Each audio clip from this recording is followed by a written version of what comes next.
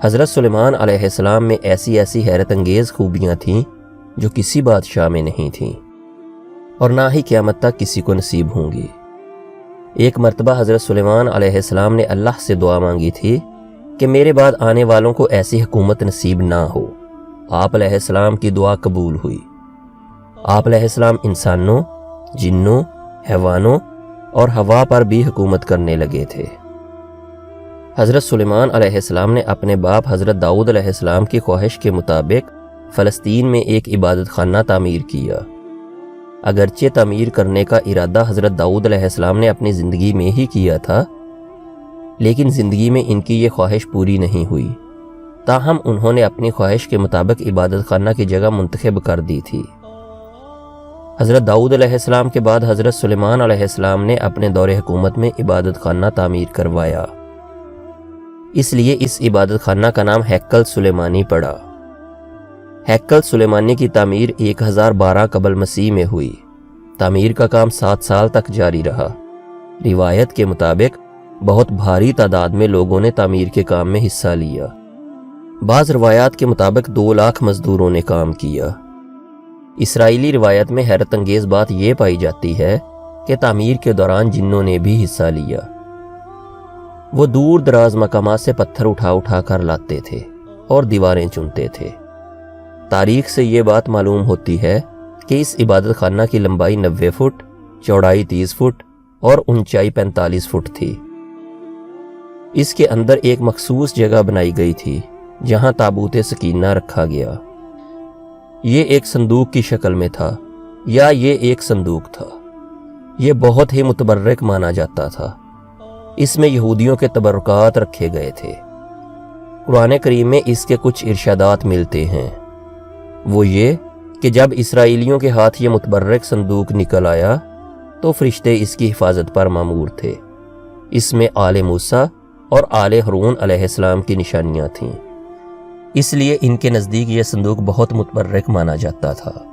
روایت ہے کہ عصائے موسیٰ بھی اسی صندوق میں تھا۔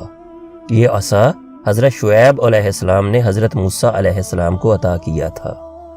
ان میں پتھر کی وہ تختیاں بھی تھیں جو طور سینا پر اللہ تعالیٰ نے حضرت موسیٰ علیہ السلام کو عطا کی تھیں۔ اس میں نوادرات کے نسخے بھی تھے۔ جب طالوت اسرائیلیوں کا بادشاہ بنا تھا تو یہ صندوق دوبارہ بنی اسرائیل کے ہاتھ آیا۔ تابوت سکینہ حاصل کرنے کے لیے طالوت کو جنگ لڑنا پڑی۔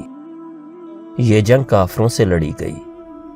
اس جنگ میں طالوت نے اللہ تبارک و تعالیٰ سے دعا مانگی تھی کہ اے میرے رب، مجھے صبر کرنے کی صلاحیت عطا کر، مجھے ثابت قدم رکھ اور کافروں پر فتح دے۔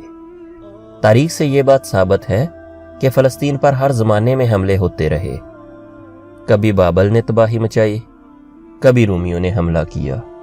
عراق کا قدیم نام بابل تھا۔ جس نے بھی حملہ کیا حضرت سلیمان علیہ السلام کا تعمیر کیا ہوا عبادت خانہ ہیکل سلیمانی کو بھی نشانہ بناتا رہا۔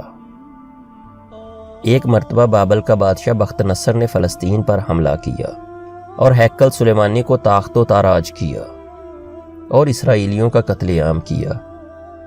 بخت نصر فلسطین سے 10 لاکھ یہودیوں کو کھدیڑ کر عراق لے گیا اور وہاں غلام بنایا۔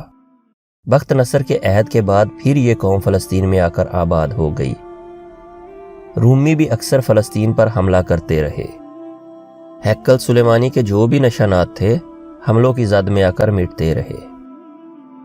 آخر میں روم کے بادشاہ ٹیٹس نے ہیکل سلیمانی کو آگ لگا کر بالکل تباہ کر دیا، حتیٰ کہ اس کے وجود کی دھندلی نشانی بھی نیست و نابود ہو کر رہ گئی۔